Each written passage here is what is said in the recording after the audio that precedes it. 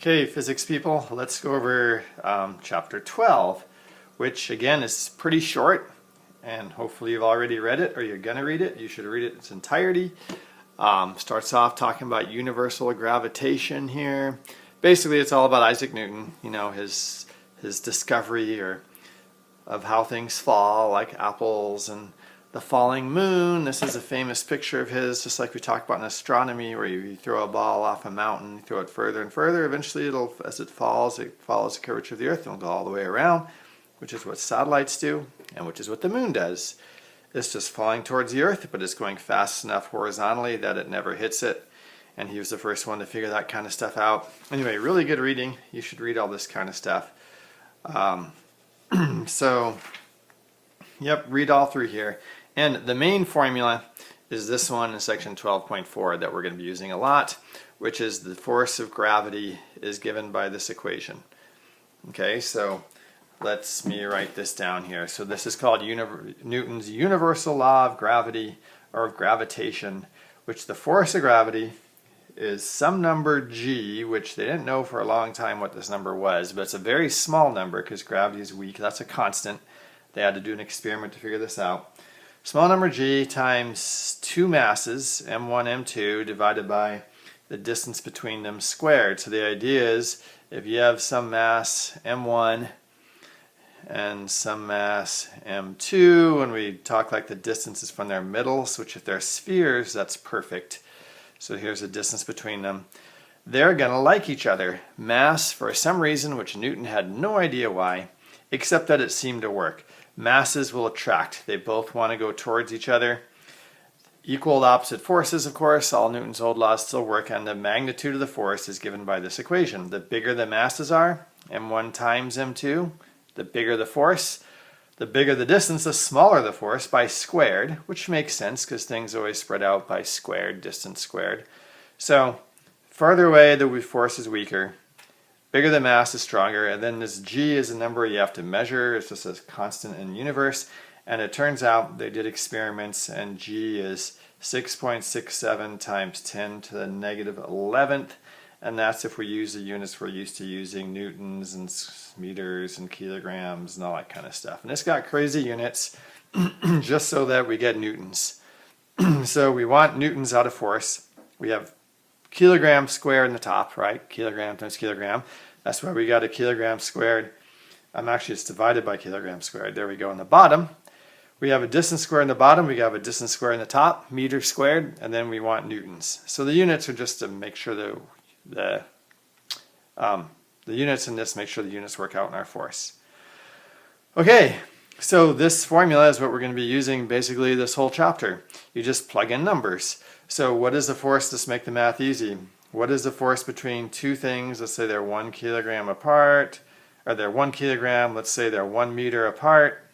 So how hard are they going to pull together? Well, the force is 6.67 times 10 to the minus 11th times 1 kilogram times 1 kilogram divided by 1 meter squared. All these things are ones. So the force is 6.67 times 10 to the negative 11th newtons, which is a tiny force, right? 10 to the minus 11th. That's 11 decimal places to the left. So that's point, then let's see, 1 is 0.6, and then 10 more, so 10 zeros. 1, 2, 3, 4, 5, 6, 7, 8, 9, 10, 667 newtons. You would never be able to measure that. I doubt there's a single measuring instrument on Earth that can go that carefully. So in other words, if you have 2 kilogram masses, right, about 2.2 pounds, they're not going to go flying together. The force is just too weak. Air moving around is bigger than that force. The only time force of gravity is really noticeable is when one of the masses is big. If the masses are big, in the order of 10 to the 11th or something, it's got to cancel out this g. G is really small. And that means because gravity basically is weak. Except it rules the universe because masses are big. So many things have big masses. Like for instance, the mass of the Earth, ME, is about 6 times 10 to the 24th kilograms. So if we want to figure out the force between the Earth and a 1 kilogram mass, okay, let's plug that in. the force is G, 6.67 times 10 to the minus 11th, times the Earth, 6 times 10 to the 24th kilograms, times the mass, let's say 1 kilogram mass, make our math easy, divided by the distance to the center of the Earth. Because if we're on the Earth, so how far away is the Earth? Well, we're on top of the Earth, right? So our 1 kilogram mass is on top of the Earth. So how far away are we from the Earth? It always acts as if it's towards the center. It's like all the mass of the Earth is at the center. As long as it's a sphere, we can act like all the mass of the Earth is at the exact center. The math works out that way, and then we're just kind of floating in space there. So that must be what we have to put there as the radius of the Earth. And we want everything in meters, and it turns out the radius of the Earth is about 6.4 times 10 to the 6th meters. I know it's about 4,000 miles, and every mile is 1.6 kilometers. So 4,000 times 1.6 is about,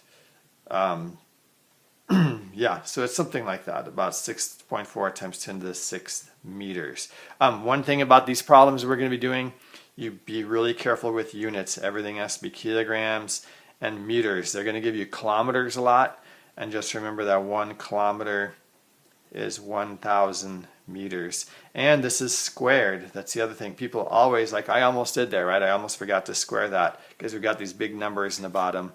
That's another common mistake. It's the distance squared in the bottom, right? And so we're going to use scientific notation a lot because these are really big numbers.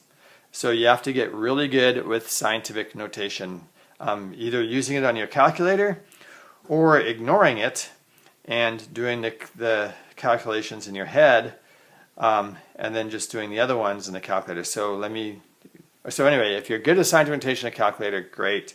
Practice that. Every calculator enters these different, like 10 to the negative 11th. How do you put that in a calculator? So here's the way I'm going to do it.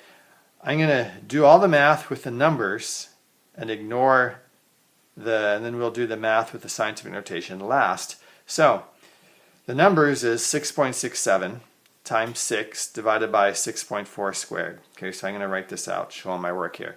So it's 6.67 times 6 in the top. I can ignore the scientific notation part, 6, and there's a 1, so we can ignore that. And at the bottom we have 6.4 squared. So 6.4 squared. Well, this is easy to put in a calculator. 6.67 times 6 divided by 6.4 divided by 6.4. So let me do that right now. 6.67 times 6 divided by 6.4 divided by 6.4. I get 0.977. So that's 0.977. Now, next to that, we do the scientific notation part. We have a 10 to the negative 11 on the top. That's this one. We have a 10 to the 24th on the top. And squared means you multiply 2 times 6. Be really careful that you don't add it. You multiply because it's 10 to the 6 times 10 to the 6. So you have 12 tens. So that's 2 times 6 is 12. So 10 to the 12th on the bottom. And the way you do these now is you just add them up when they're on the top. That's 24 minus 11 on the top. So that's 13. So it's like we have a 10 to the 13 on the top, and we have a 12 on the bottom, and you subtract. So the ones in the bottom is like negative 12, right? A 10 to the 12th on the bottom is like 10 to the negative 12. So it's negative 11 plus 24 plus negative 12 or minus 12. So we have 13 minus 12, which is equal to 1. So it's like 10 to the 1. So it's just 10. So again, you add them up on the bottom and you subtract the power add them up when they're on the top. Sorry, 24 minus 11 is 13. 13 minus 12 is 1. So the power is 10 to the 1, which is just 10. So it's 9.7 times 10, which is rounded off, so about 9.77, which is approximately 9.8 newtons, where the mass is newtons. And it should be newtons, right? Because we know that mg, the weight of 1 kilogram on Earth, G is about 9.8, right, is 9.8 newtons. So we figured out the weight of something on Earth by purely using the universal constant, this thing here, G, negative 11, and the radius of the Earth and the mass of the Earth. And that's how you calculate little g. we figured out basically that little g was 9.8 by this formula. Because the force of gravity, of course, is ma, F is ma, and in this case ma is mg. Force of gravity is the weight of if there's something on Earth. Okay, so this formula is really cool. You have to get really good with scientific notation, be really careful about that. Always remember to square things in the bottom, and you got to be really good with big numbers. And again, the overall idea of this chapter is that the force of gravity is a very weak force. However, it rules the universe because masses are big, and since masses are so big, like the Earth is 10 to the 24th, it overcomes the small g, and you end up getting some big forces out of it. Okay, so now, how did they measure g? And this is a famous experiment. This guy, von Jolly, got a really, really big mass that he could roll, because this was a long time ago. It says in the book exactly when, so you guys can read about that. Different people did it. Different people did different experiments to measure g, how strong gravity was. But so what he did was he put some weights here, right, and had the mass, this mass hanging here when nothing was here. And then when he rolled this huge ball underneath it, this wanted to go down a little bit. So he had to put little tiny bits more masses over here until it balanced. And then he could figure out what the force of gravity was. Because remember, if it's a sphere, it's like all of it is at the center. So he knew the exact distance. This one's a sphere, so it's the center. This one's a sphere to the center, so he knew the distance exactly. He knew the mass of this one, knew the mass of that one. And the only thing that changed was the Earth is the same, right? The Earth's going to mess it up, but it stayed the same. So you balance it for the Earth.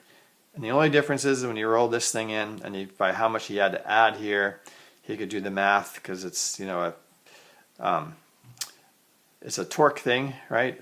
So like we did the last chapter, you know, you force times distance kind of thing. Anyway, that's how they measured g in the very beginning. Now we have better ways to do it, and they know g now.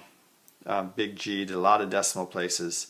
But that's kind of the idea with that. How do you calculate G? When Newton came up with this, he didn't know G. They didn't figure out G until after he was dead. He never really knew the exact number for how strong gravity was. All right, so that's kind of the whole chapter. You should read the rest of it. It talks about space and stuff here, right? So dark matter and what gravity really is. Isaac Newton had no idea why mass attracted mass, right? Why is it that these masses attract each other by his formula? He just wrote down this formula because it made sense to him, that the masses should matter, distance should go by distance squared because everything does, some constant, and it worked. And with this, he was able to predict ellipses and figure out how the moon worked and the periods and everything. It's amazing. And we'll be doing that in the next couple chapters. Figure out all that kind of stuff with this math. But he just wrote this down, and it works. No idea what it was. Now Einstein's idea is that mass curves space, and so massive objects are just following the natural curvature of space. And so, yeah, so that's the modern explanation. Okay, so the problems you're expected to do have to deal with basically plugging numbers in this formula. So like number 15, the force of gravity on 1 kilogram mass on Earth's surface. Oh, I guess I did that for you already. So that was this. We just did number 15. Be really careful about squaring the mass. And they say like 2 radii above the Earth's surface. Like what's the weight of something above Earth's surface? So, or 1 Earth radius. So be careful, because if you're above the Earth, so like here's the Earth. Here's 1 Earth radius. So there's 1 radius of the Earth. So if you're right here, you're 2 Earth radiuses away. So if you're 1 radius above the surface, the distance you use is 2 Earth radiuses, which is 2 of these 6.4 times 10 to the 6. And you got to square that. So be really careful about how far you are from the center. It's always from the center, because again, you can act like all the mass of the Earth is at the center. It only works for a sphere, which fortunately most big things are spheres. And then you can use those formulas. Okay, hope that helps. Yep, let me know if you have any questions. Bye.